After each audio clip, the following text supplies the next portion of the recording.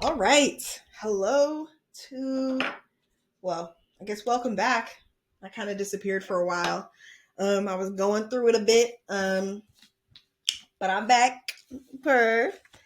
Yes, before I get into this, I want to explain like my intention with how I want like y'all to kind of interpret this. Um, this is kind of like a more one of the things I've realized while I've been away, is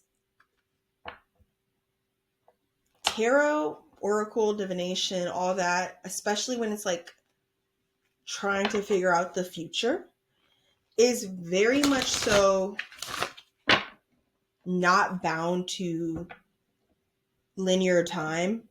Like,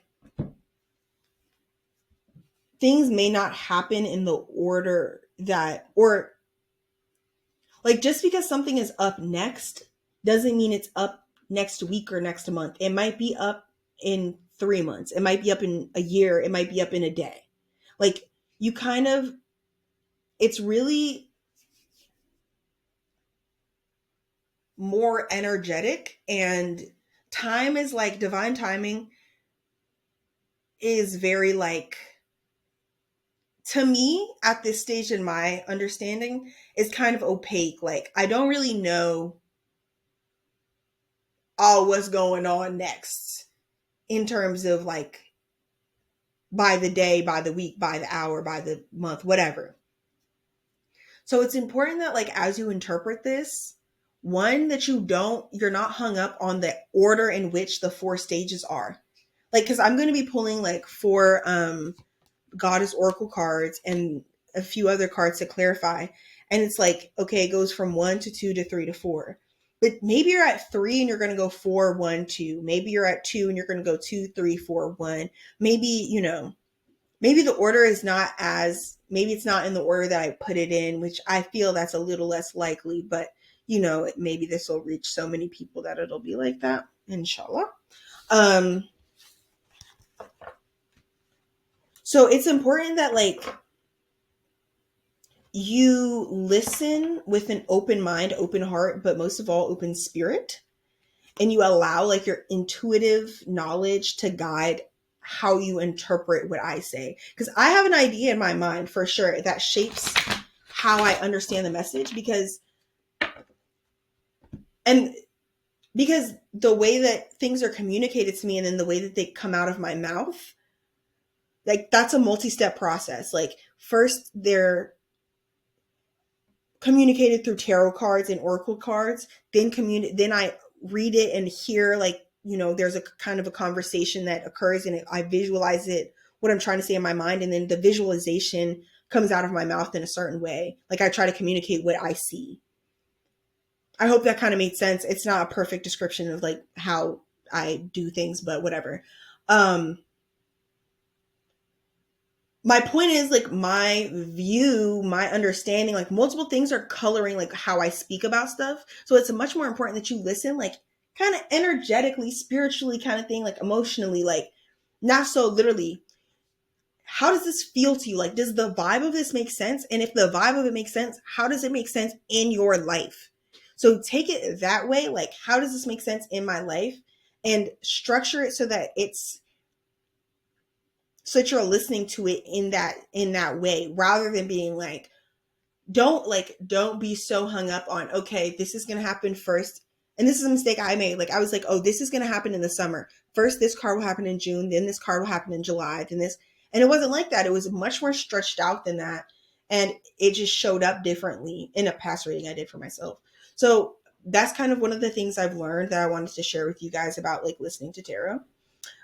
So with that being said, I am going to show you guys the cards that you can choose from, and the piles. We're doing only 2 piles today, and we're using this beautiful deck, Divining Poets with Lucille Clifton, from Lucille, selected by Tracy K. Smith, quotes from Lucille Clifton. Literally beautiful. Like, if I would suggest researching Lucille Clifton. She's a Black woman poet, born in, I think, 1967, 1936. Ooh, wow, I was off. 1936, and died in 2010. I'm not going to give a whole speech on her, but her poetry is beautiful and her life is beautiful. She very, yeah, okay, cutting my mic now. Group one, we have the quote, "A changed changer, I continue to continue." And I will be lighting, or I already did these videos, but I lit this rose incense. Yes, I don't know why I made that face, but yeah. And then group two, we have words tumbling together up the long stair home. And that I don't really have a complete one, but I burned Palo Santo incense stick or incense cone for that. I would say, like, if I had to describe these, rose is obviously like, it's a very rosy, it's a very strong smell. Like, it's high perfume incense. So like that one is like a very, not overpowering, but like it's very strong scent. Sorry, one of the lamps went out. And then the Palo Santo, like, it kind of reminds me of, like, it's very clean. Like, it feels very clean to me. I think there's other scents, but I can't find the wrapper for that one. So, any other details? Right. I wanted to say there is a lot of blue in the first one, but also in the first group.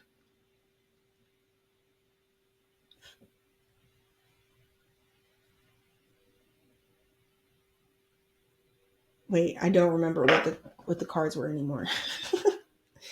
Yeah, I feel like there was a lot of blue in the first group, like dark blue, purple. Yeah, I think that was like the biggest thing I noticed. Also some orange. I think snakes might be a little bit significant to that group if I'm not wrong. I don't think I said that in the Oh no, it's not snakes. It was cats. Big cats. Like, yeah, I didn't say that there, but like tigers, puma. I don't know. I said puma. This isn't a puma. I don't know what type of animal this is, but it is a cat type beat. See, this is one of the cards. Okay. Anyways, then group two, white animals, like white pets, especially, was very significant. I saw a white bird. Then there was a tiger again, so not very useful. I guess they're in both. Then a white dog and a white snake. So I would say white pets in particular are kind of significant for that group. 333 is significant for that group.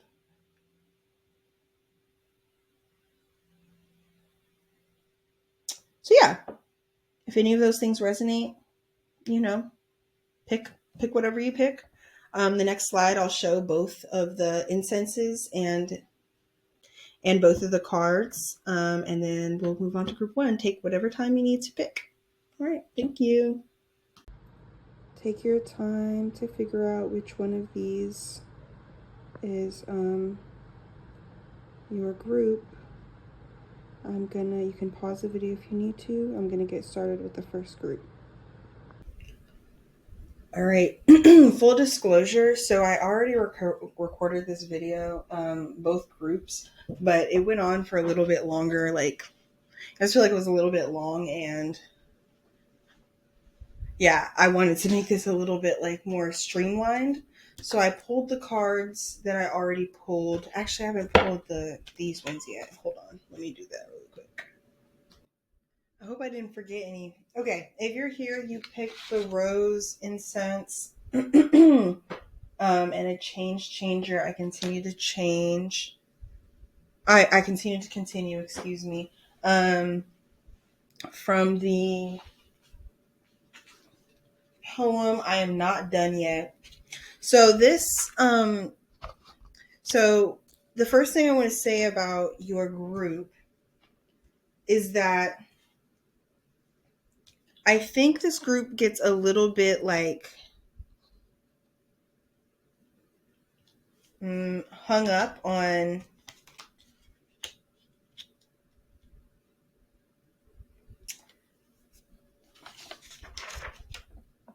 What was it that I said for this group? Actually, I'm just going to go straight through. And yeah, I'm just going to go straight through again and see kind of how it comes out.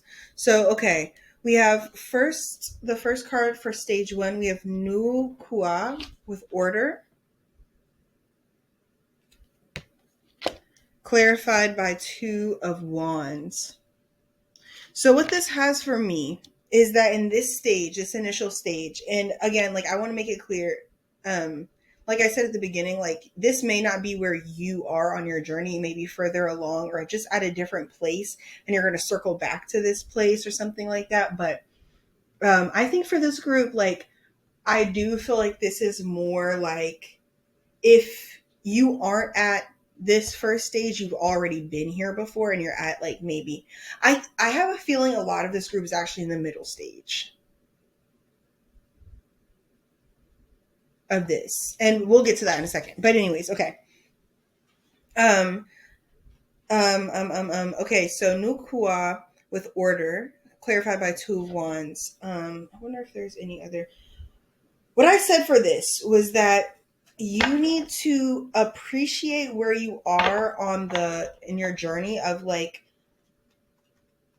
appreciate the ease of things right now, because I think right now you have a rhythm, you have an order, you have a routine that works very well, and you're not like necessarily struggling to hold on, like you know what I mean, like you're not really like things might be a little bit boring right now, even not that things aren't going well, but things aren't like this isn't like you can tell this is like a respite. This is a respite. This is a place to, chill for a little bit. But it's important that because you're not like things are not bearing down on you right now, like emotionally or like externally, like internally or externally, things aren't necessarily like bearing down, making things difficult for you. This is a time to look forward towards the next stage, which I will get into in a second, of kind of like a rough patch of, kind of, for example, a really easy example for this is like if you're in the fall right now, you need to start preparing for, and you struggle maybe with seasonal depression, or if you don't want to call it that, just like a time when it gets dark outside, it gets cold outside, you get a little sad, whatever it is, you get a little lethargic, whatever. I think of it more of it's like a hibernation, honestly, like you go within. You need to like start preparing for that, because you're not going to have as much energy or as much resources like internally to, respond to things that you might struggle with. So this is when you need to start preparing and planning for all of that to occur. Like you need to kind of have your head on straight a little bit. It's not that you shouldn't be living in the moment. It's more that you should be building really strong habits, so that way once it gets to the point of, oh, I can't do anything extra, the things that are basic for you are really healthy habits. And even if a lot of those healthy habits fall away, you have like kind of like you're a little bit more resourced because you spent so long in those healthy habits that it's kind of like you have some more leeway to not take care of yourself, for lack of like a better term. Like you have a little bit more time to be careless, or to be, like if it's a day that you can't get out of bed, it's not that big of a deal, because I'll use myself as an example. Like I sometimes struggle in school, like I struggle with transitions, like going from home to school. That like first month can be very, very difficult for me. So one thing I'm doing to prepare is I'm asking for the syllabus in advance, and from whatever professors are able to give it, and I'm just going to do some of the reading um, a little bit early, now that since I have the energy to do it and I have the time. I'm doing a little extra work, so that way when that transition happens, I'm not swept under, like I don't get swept under like the current, kind of like I have something to fall back on because I already prepared. So that's really what this time is about. This is like really what I would use this time for, is just like a lot of preparation. And this preparation for y'all is because you will be switching between stage 2 and 3. You will be cycling between stage 2 and 3, I think, for a little bit, unless you are already kind of at the end of it and you've already learned this lesson. But stage 2 is you have Sekhmet with anger and rage clarified by the devil and the 7 of inspiration. So, and then for stage 3, you have Inanna embracing the shadow and Ceridwen, death and rebirth, clarified by 4 of coins, 9 of knives, 9 of voices. You are kind of going back and forth between like a resentful sort of, why don't I have these external markers of success, or why am I not succeeding? Why like why am I still struggling with these things that I thought I had learned? Like, what's up with me? Like, what's wrong with me? And it's like, there is sadness, but there's also like a lot of anger at yourself and maybe at others, maybe at the universe, maybe at God even, that you're just like, why don't I have? Why don't I have? Why don't I have? Why am I not? Why am I not? Why am I not? And the reason that I think it's interesting of the devil, a lot of people, I think when they hear like the devil and tarot, like it's very scary. But the devil is like, this devil requires you to look in the mirror. It says it's time for an honest self-evaluation and for confrontation of our raw desires. He lets us know it's time to make peace with any fault, shame, or guilt we might be holding on to and forgive ourselves. We must face our demons. So I think that this is really asking you. This stage is really ripping down kind of like it's like a veneer. Like if there's like it's digging deep past like this, like, actually that's the next stage. This stage is highlighting your discomfort with yourself. Yeah.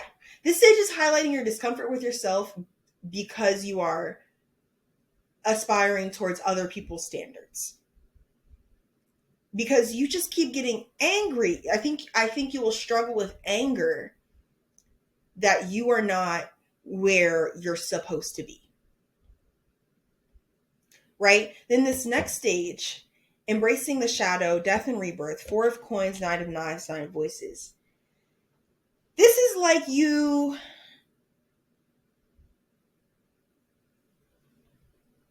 digging deeper past the past the easy solution of like an external band-aid, when you really need like to get in there and like maybe do a little bit of surgery or stitches, or I don't know, whatever the medical like would be. This is the time to integrate your shadow, to acknowledge like external validation will never fill this hole within me. Like I have to do it myself. I have to love like these parts of myself that yearn for, like, this is for when you figure out what it is you're yearning for. Like, okay, I'm saying like I'll use myself as an example again. I'm saying I want to get into this university program, right? And because this is in the past, because I didn't get into this university program, I'm mad at the world. I'm mad at myself. I'm mad at like, I'm disappointed, whatever. The next stage after that kind of like anger and frustration is, okay, what did that represent? Like, what was I trying to, like, was I trying to prove something to myself? Like, what was that really?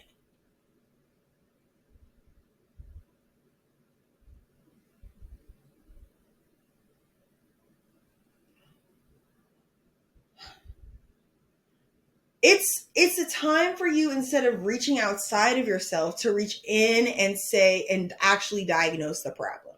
Instead of trying to heal symptoms, it's you trying to find the root of the problem and addressing it and the dressing that you do is literally just loving yourself. Like loving yourself as you are, loving these deep, dark parts of yourself, loving the negativity in you, loving like the parts of you that you think are wrong and bad and like all of that. This is the time for you to like really like give yourself whatever it is that you need instead of being obsessive over material, like the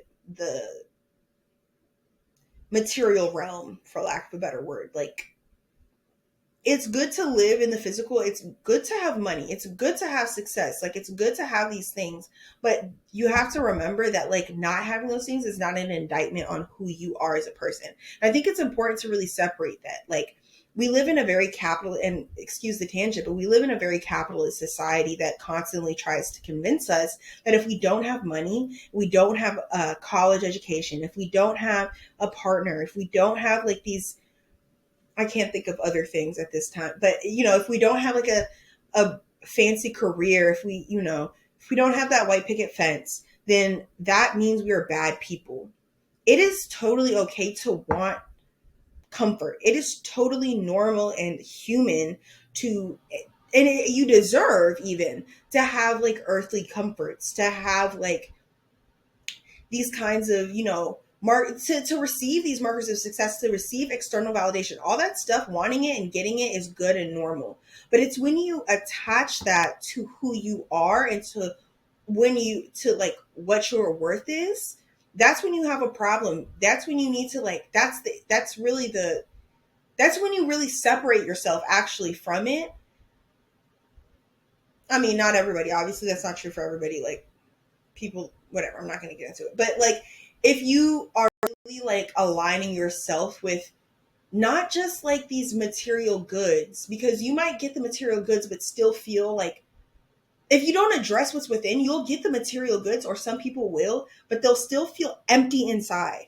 There will still be a hole that just gets bigger and bigger because you're not like actually addressing the key or the actual problem.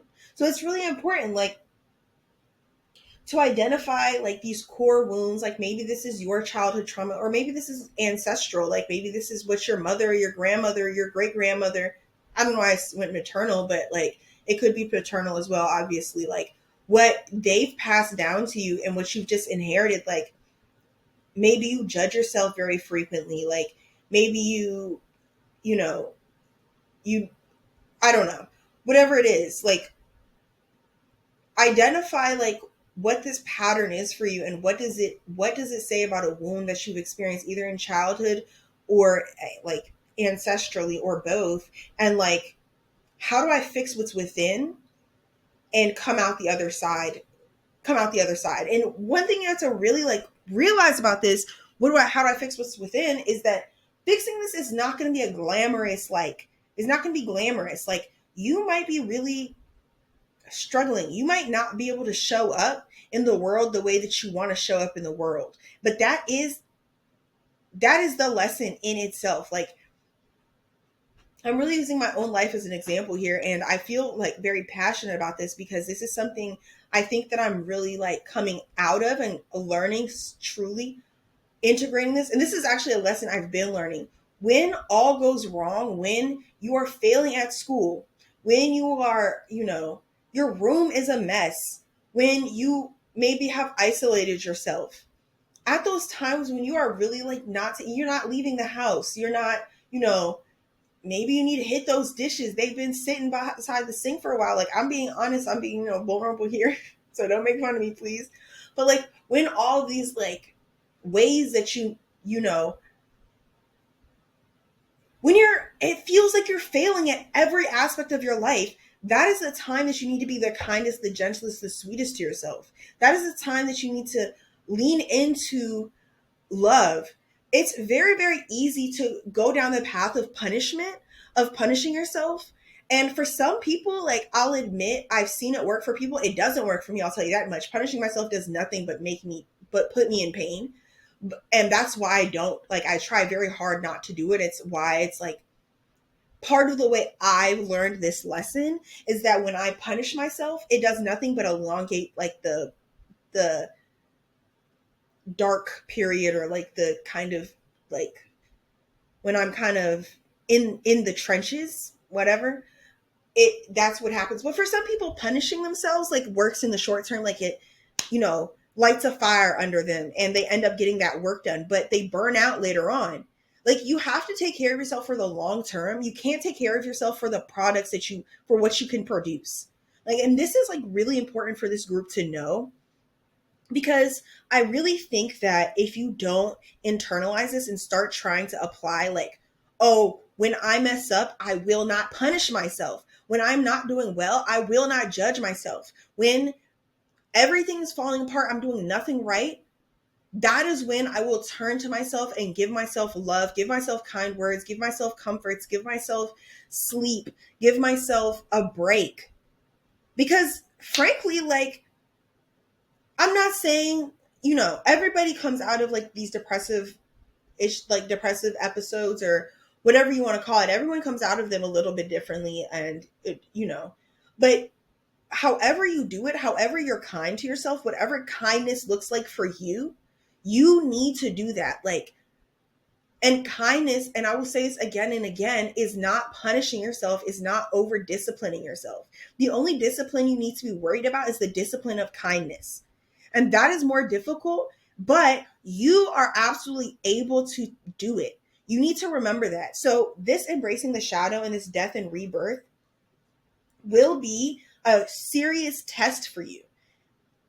It'll be, and if you are not kind to yourself, you're going to go right back to anger and rage, which is okay. If you do that, that's the thing. Even if you do that, even if you go back to anger and rage, you still have to be, that's just another opportunity to be kind to yourself. Okay. You can still break out of the cycle. I'm just saying it's going to be longer. The cycle will last longer if you try to rush it. And if you try to berate yourself into better, it just won't work. Okay. Let me run to use the bathroom. We'll be right back. All right, I'm back. I guess you guys can't tell how long I'm gone, so I don't know why I say I'm back. But anyways, okay. I left off there. So once you break out of this cycle through kindness, and here's the thing. The first card, because you have two cards.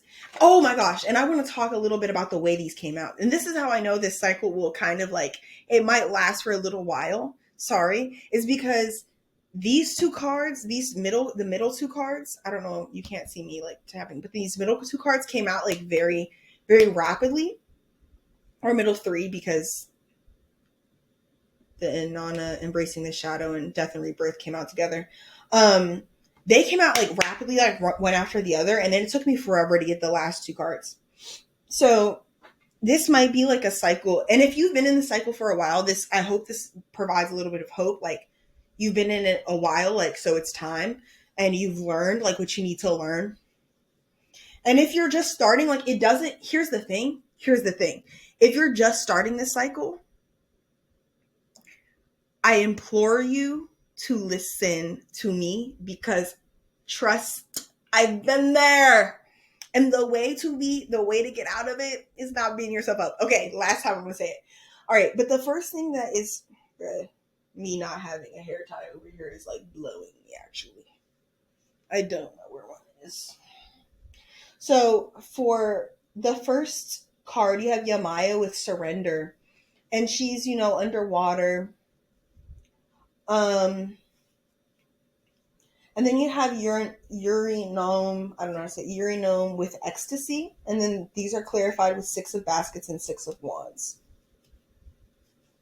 First thing I want to say is to surrender to divine timing, and to, instead of surrendering to capitalist timing. Okay? So capitalism and white supremacy, and yeah, I'm going to take it there, will trick you into thinking that time is linear. Progress, not just time, but progress is linear. Progress looks like, okay, let me keep breathing because I look crazy. Progress is, first I try hard, then I succeed. And it's not, and then I'm happy, and then we live happily ever after. blah blah blah, like whatever. It's kind of like, it's like a, and if you don't succeed, then that means you didn't try hard. That's kind of like the BS, excuse my language, that they kind of push.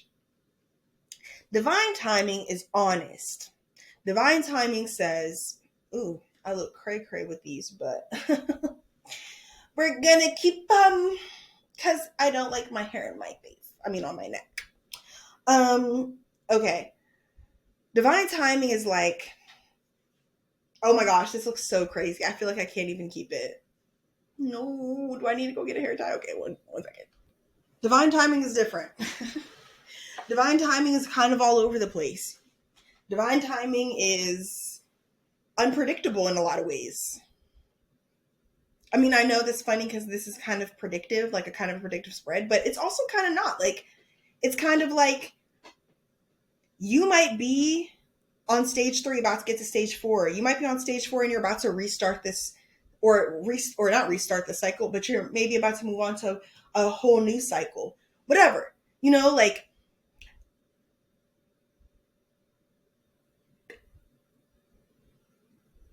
divine timing is divine, and while we as humans are divine, we are not God. We do not exist solely in the spirit world, so we cannot see like the way that things kind of,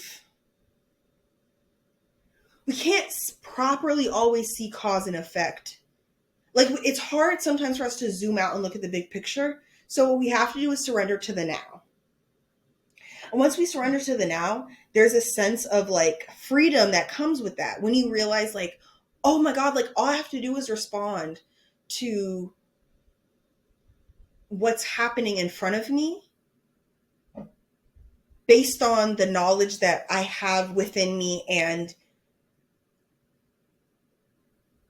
based on the knowledge I have within me from what I've learned in the past and what I want for my future. That's what it is. And it's obviously easier said than done, but like when you realize like, oh, I just have to respond to what's in front of me right now based on what I know from the past and what I want from the future. Simple. Like there's a freedom there that you're not trying to control the outcome. You're not trying to, like, it's like if you're a ship, you're driving the ship, conducting, what's the word?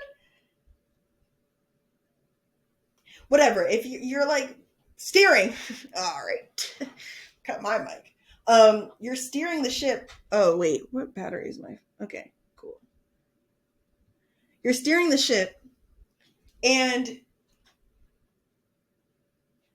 you respond to the waves. You can't control the water. Like the water is going to do what the water is going to do. It's the sea, it's the ocean, wherever you are, like it's massive. It's uncontrollable. You can't do anything but steer your ship based on where you're trying to go, based on the knowledge that you learned at boat school. Yeah. So that there's such a freedom in surrender. There's such a freedom in surrender.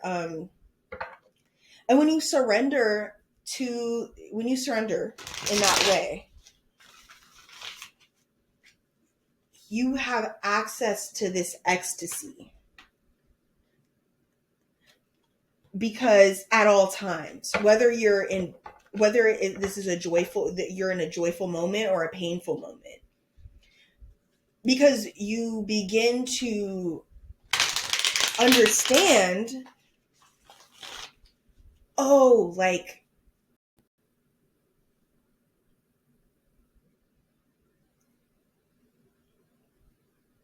even when things are hard, even when I am not, even when things are hard for me, internally or externally, I know that this pain won't last forever. I know that there's beauty here, and I'm interested in finding it.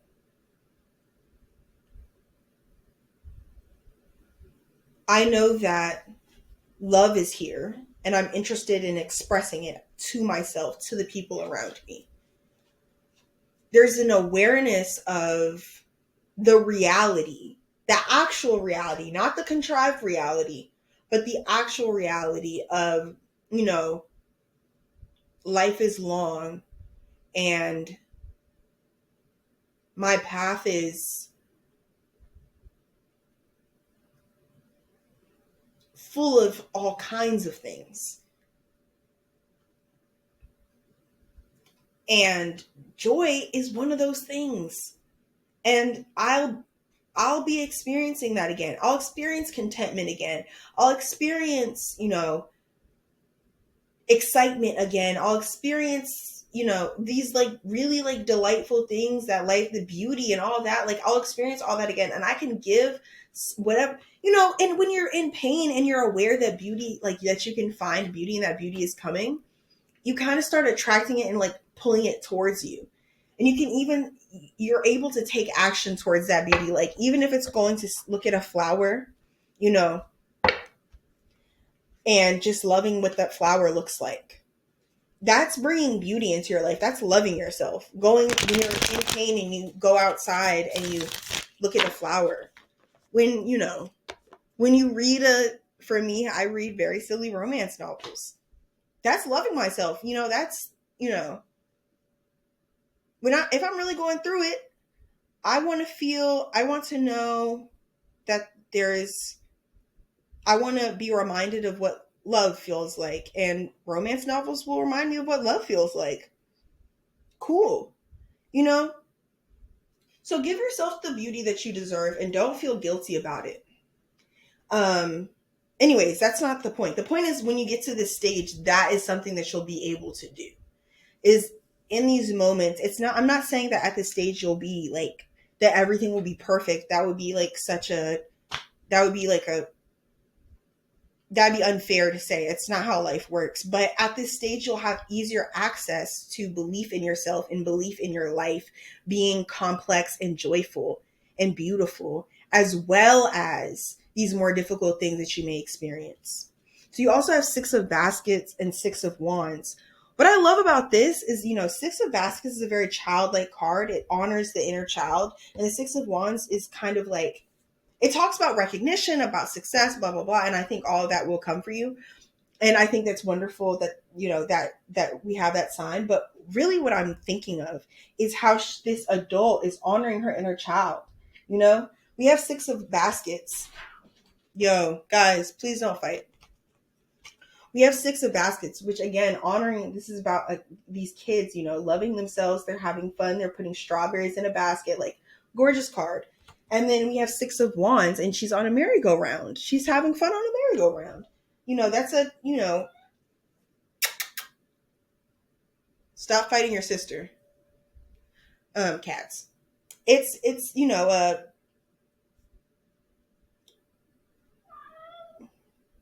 dude. Do you want to sit next to me? Sorry. There you go. You know, the there's just this feeling of part of the surrender and part of the ecstasy is childlike joy and wonder. It's honoring who you were as a kid and honoring that kid that's still there, like really wanting to express themselves and really wanting to um, be, I keep wanting to say, be honored, like be held up like as your guide. All right. Like you do know, and you've always known like what's the right next move for you. Because as a kid, you knew, like you cried when you wanted food. And then you got food. Like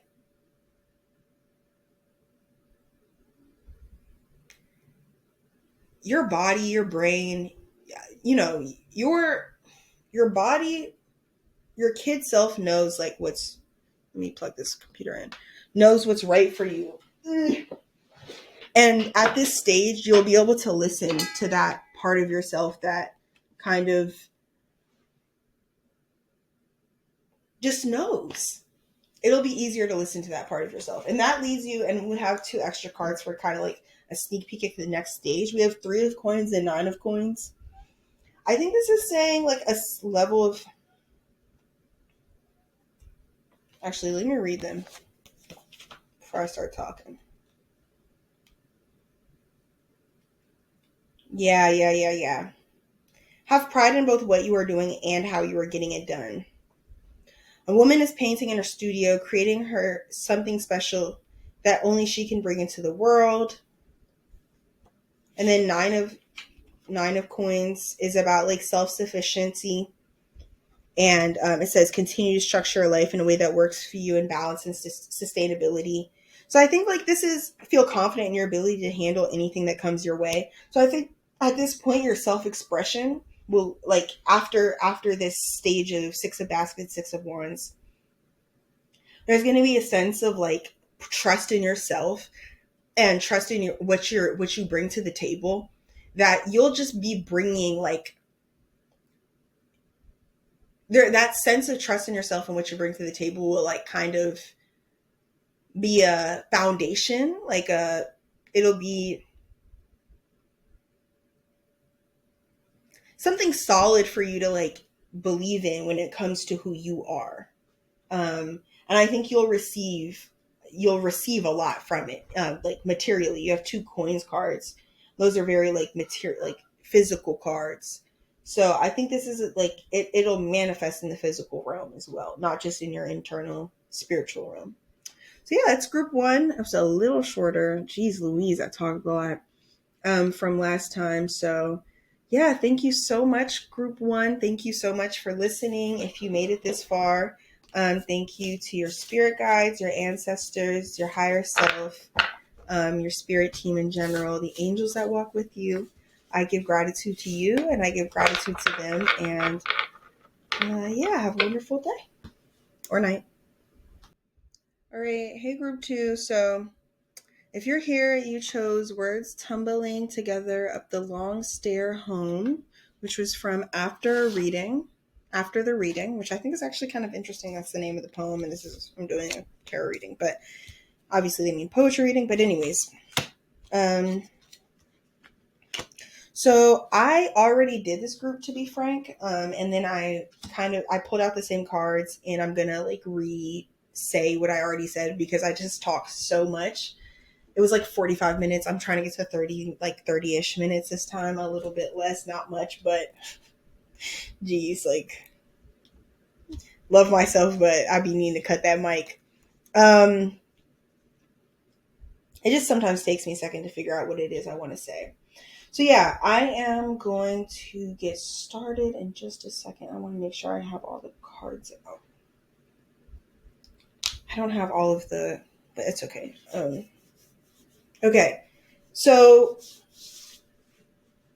it's very important for your group, I think, to know that you might not be at stage 1. You might be at stage 2, 3, or 4, and you'll circle back to 1 and then 2. I think this is a little bit more of a circular like experience and less linear. I might be so wrong about that. Like it might be like you start at 1, then you go to 2. But I think that from what I think that it's I think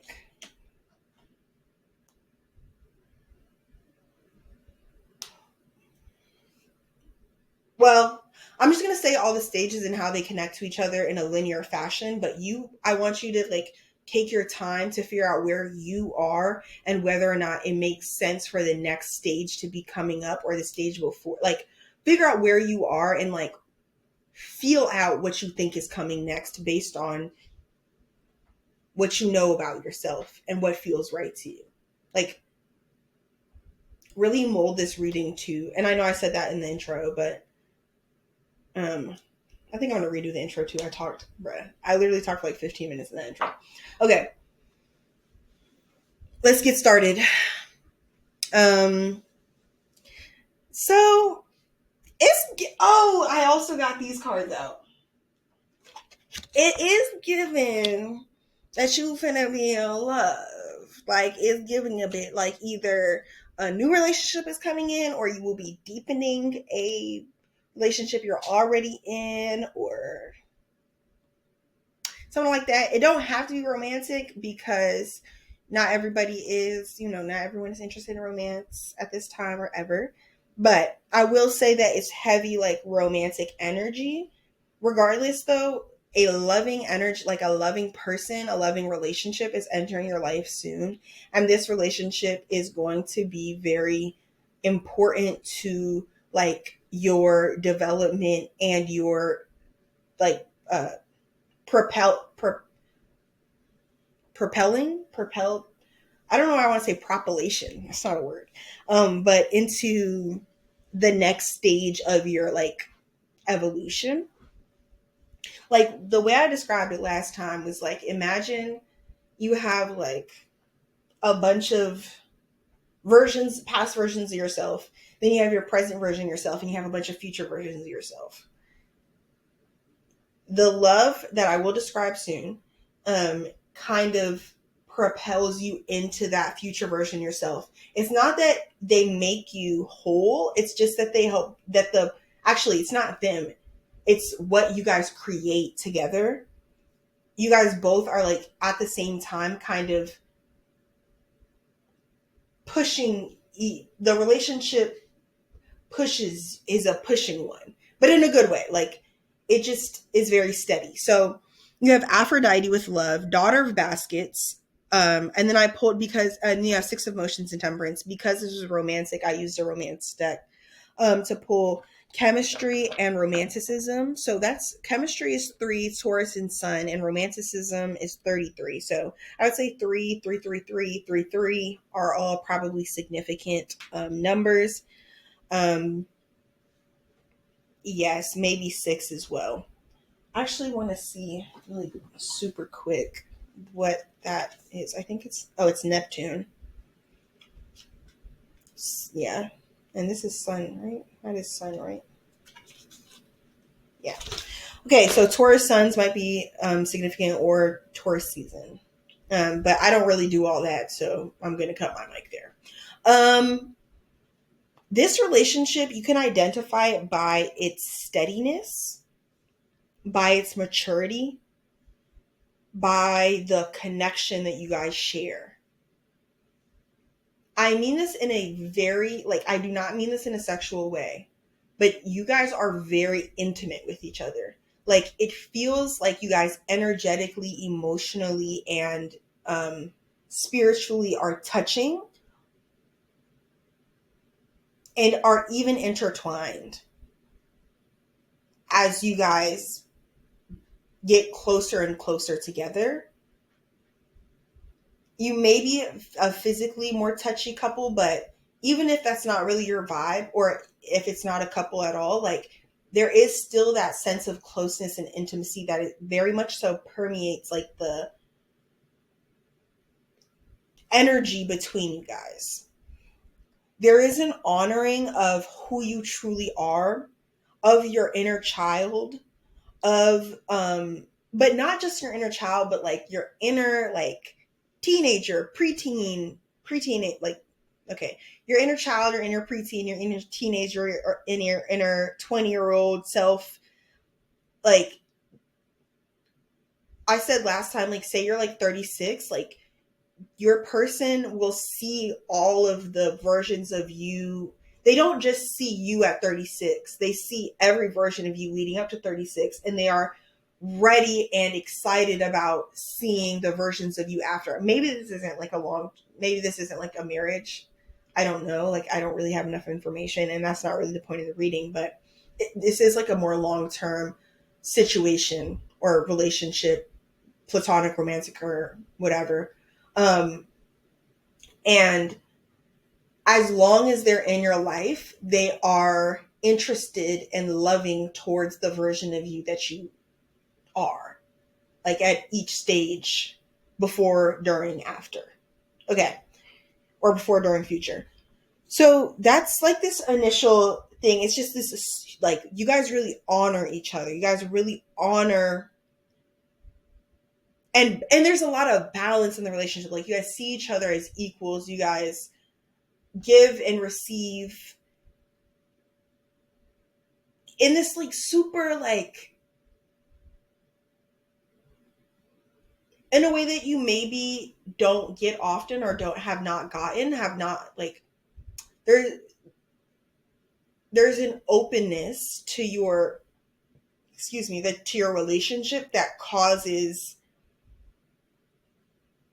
communication, both verbal and nonverbal, to be very not easy, because it's not like, well, yeah, it is.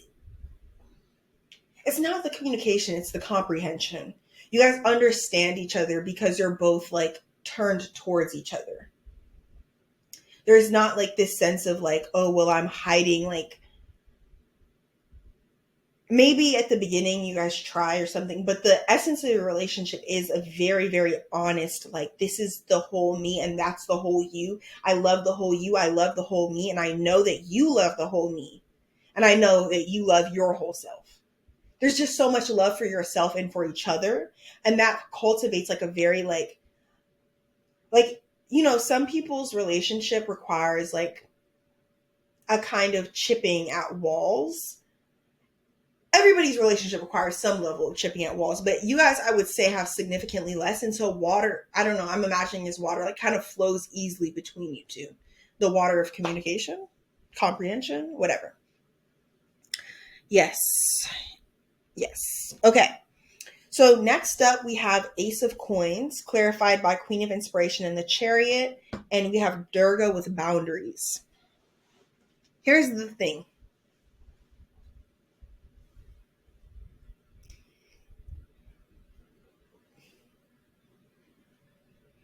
This is good news, first of all. You are starting something new. Like, I would say perhaps a project, a creative, or maybe a new job. Maybe you are, I don't know why I said creative. Maybe a new job, maybe a new school, maybe whatever. You're starting something new. You're building something from scratch. Maybe this is inner, only inner, but it's Ace of Coins, which is a very like tangible card. So I would say like this is like something that you see, and either you're offered an opportunity or you create an opportunity for yourself. But you are like, at this time, at the beginning, it's like a light is on within you, like, and it's bright, baby, and the people can see it. And the way I described this last time is like, when you turn on the porch light and like all the moths and like flies and like whatever are like attracted to the light. Imagine those moths and flies and whatnot are like kind of like the negative, more negative energies. Like, you really want to protect against that. Like, this is a time to not get, this is not, let me rephrase, this is not a time to be lax with your boundaries. This is not a time to be like, oh, this is not a time, you have to be firm right now. Like, at this point, at this stage, it's important for you to be very firm with what you will do and what you won't do for others, but also for yourself. Like, you have to be firm with yourself, not like mean, not harsh, but firm. Like, okay, I'm closing the computer at 10 o'clock, no matter how much work I've gotten done, and I'm getting ready for bed um, at 10:15, and I'm in bed by 11 latest. Um, that's a firm boundary, and you have to like honor it.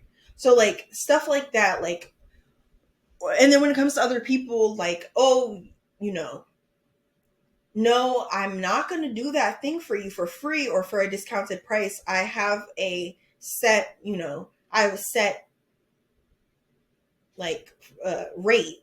I if you want this service, or if you want this thing, whatever it is from me, you have to pay this amount of money or give me something equivalent. Like, you have to be very firm with the things that you say to protect yourself, because everyone is going to like be very attracted to you and they're going to want to be around you, and that's going to like if you're not cautious, that can really suck out a lot of energy from you. So you have to, and this is, I think, going to be kind of a new light for you. Like, it's not that you haven't had the light, but it's just that the light hasn't been switched on before. And so you may not know how to, like, it may be a bit of a shock. This is why it's important that you kind of are on the lookout for this opportunity, or for like this like light bulb moment. Oh, lol. Because like when it does come, like people are gonna flock. I think energy at least is gonna flock, even if people don't like. And maybe that might not be something you believe in. Then why are you watching a tarot video? Whatever. I'm not even. But like there is gonna be a sense of like, and it's not always like negative energy, but it's just a lot. Like it's just gonna be a lot. So you have to have strong boundaries. Yeah. And this is especially important for the next stage where we have Hecate with Crossroads and Eight of Knives, Justice, and the Lovers. All right, so here, this is a time when failure is imminent in your project. Like you're gonna take a few risks, and some of them like not pay off in the physical realm immediately. And it's going to be really easy to like be hard on yourself about that, or to be like to give up, or to think that they're, you know, to stop believing in yourself. Even if you don't give up, to stop believing in the end product. Like to be like, well, I said I was going to try this, so I'm just going to keep trying, but I don't actually think I'll ever succeed. You know, that kind of mentality. This is this is really easy to make that choice. And you're at a crossroads with Hecate. And I kind of imagine this is like there's this constant choice every time you take a risk and every time you fail, to stop believing in yourself, to stop being kind. And it's not like, yeah, it's not one crossroads. It's every, you walk down, you choose a path of kindness towards yourself, love towards yourself. You take a risk, you believe in yourself, it doesn't work out. You have the choice to beat yourself up about it and to stop believing in yourself, or you have the choice to know that this is part of a larger picture, and to know that the failure teaches you something, and to know that every time you fail, it brings you closer to success in the long run. You know, you have that choice over and over again, and you have to keep choosing as many times as you possibly can. You have to choose to love yourself and to believe in yourself and to believe in the end product. Side note, white pets might be significant. Orange cats might be significant. Big cats like tigers might be significant. Um, Birds might be significant. Okay, like you might have a familiar, or maybe just a pet, but I think like maybe a familiar, because Aphrodite has a dove, a white dove, and then Durga has a tiger that she's riding on, and then Hecate has a three-headed dog. And I actually think there's a snake on her staff, so maybe, and it's white, so maybe a white snake is also significant. Um, Anyways, back to our regularly scheduled program. Um,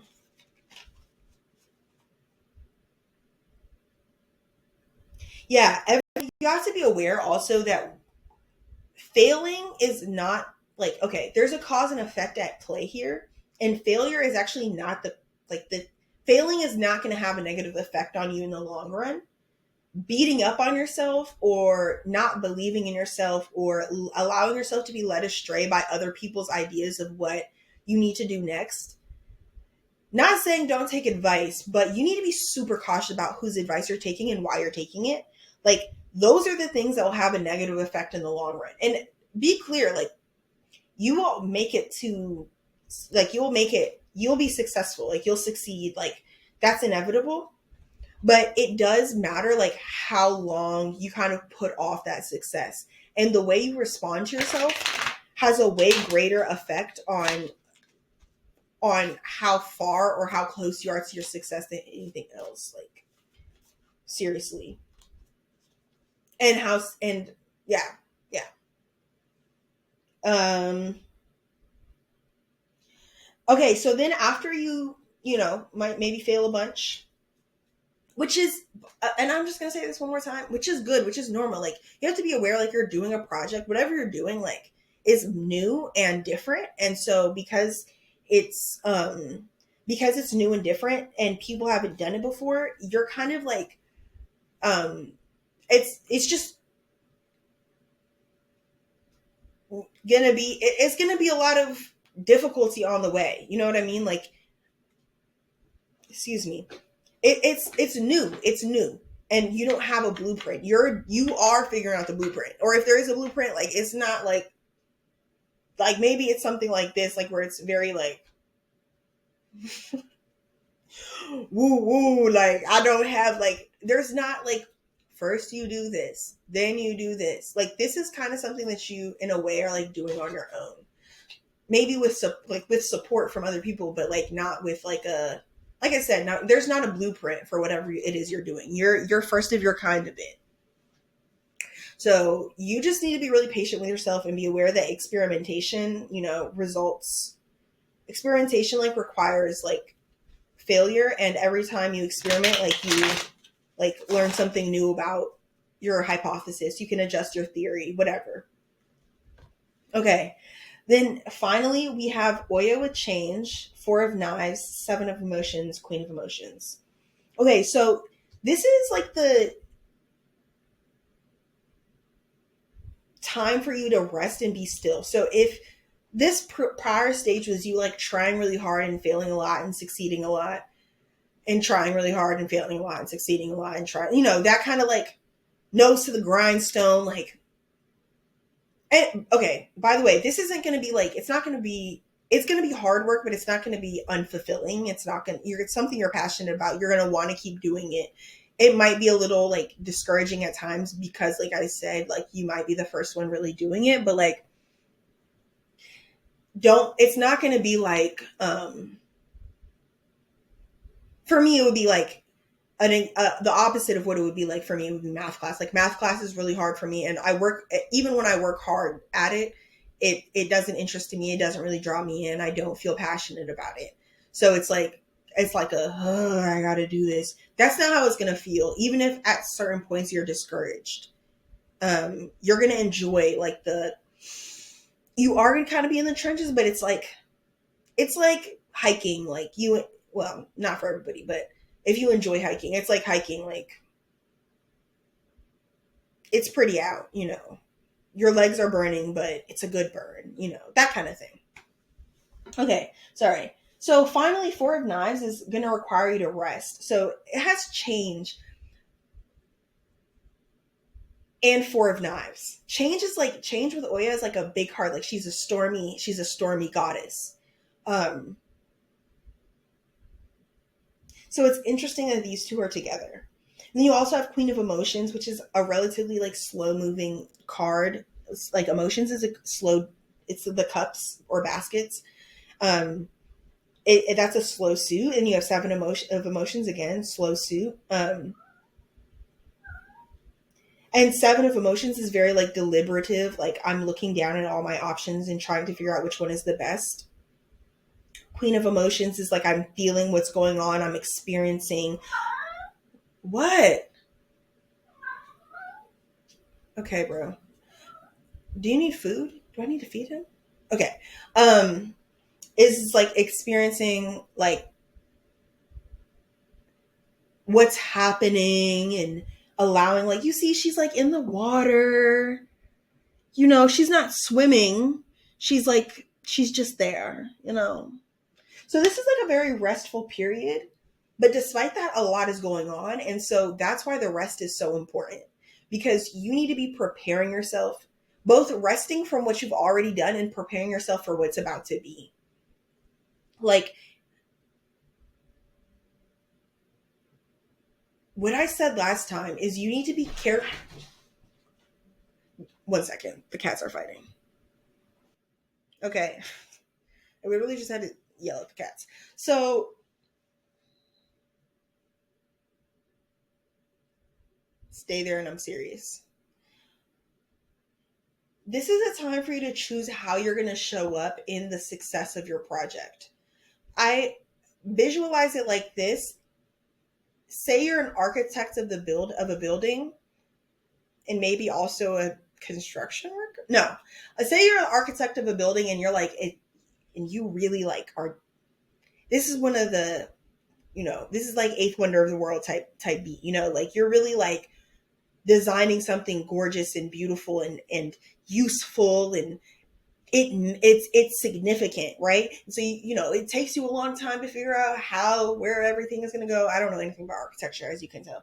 But you take your time to draw and design, and there's a lot of moving pieces and everything, and then finally you give it to the builders and the interior designers and everything, all your plans and all of your, oh, actually not the interior designers, you give it to the builders, and with everything, that all the little notes. And now it's time for you to sit back and think, what do I need to, I kind of want to go with this interior designer thing. Like, you need to start planning, like, how will I paint the walls? Like, what is the energy gonna be that I'm gonna bring into this building? How am I gonna show up in this building? This is a time for you to really reflect and plan. Reflect on who you are and plan for how you want to be. Like, this is really like a soft, like, I take a deep breath and I'm thinking. It's a bit secluded. It's not like isolated, but it is a bit secluded. Like, big chunks of time should be set out just for you to be on your own, type of thing.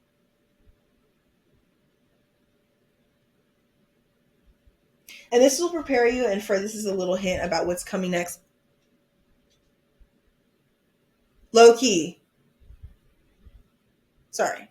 I feel like he's about to try to fight his sister again. Okay, this is what prepares you for what comes next, which is the Father of Coins and the Son of Knives. So these cards coming together is so interesting. Actually, I didn't do this last time, but I do kind of want to get a clarifying card for Father of Coins and Son of Knives, if you guys don't mind, please. So I have a little bit of time. Do I? Yes. Yes, I do! I did way better with this group. Whoa! Sorry. You have 10 of emotions, which is 10 of baskets. Cool. Okay. Anything else? Okay, I'll take it. And strength. So there's a real steady energy here, but the Son of Knives, like, okay, Father of Coins, 10 of emotions, and strength are all very steady, like, balanced, fulfilled, prepared energies.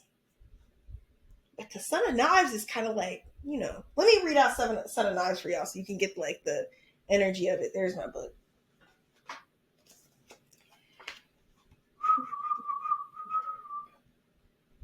Okay. The Son of Knives encompasses the energy of being wild and free. He has made peace with his fears and continues forward, ready to take on everything that comes his way. He acts in bravery to the point of being reckless. The card reminds us of the necessity of voicing and speaking your truth. Assure that all ideas and thoughts are rooted in facts. Critical thinking is key. Honor that change is brought by being open to new thought processes and ways of thinking. So, like, this is a very, like, you can tell, kind of a risk-taking type of card. Like, he's brave to the point of being reckless at times. But with all of this, like real, like, I'm balanced, I'm strong, my feet are on the ground. It gives you the ability to take these risks that will pay off. And even if they don't pay off, you're not that worried about it, because you have kind of like a nest egg type of beat. You have something to fall back on, so that you're not really so worried about, oh, well, maybe, like, I'll go broke or something. Like, I can invest in this thing, and even if it doesn't pay off, like, I'll be okay type beat. So yeah, that's like the stage, like, kind of after Four of Knives and all of that. Yeah, I think that is what I got for y'all. Whoa, this was a cool reading. Like, I'm really interested to see, like, who I'm talking about. I wonder if I'm talking about myself. Like, that'd be cool. Okay. I actually have no idea if either of these readings apply to me or not. No clue. No clue. We'll have to see. It's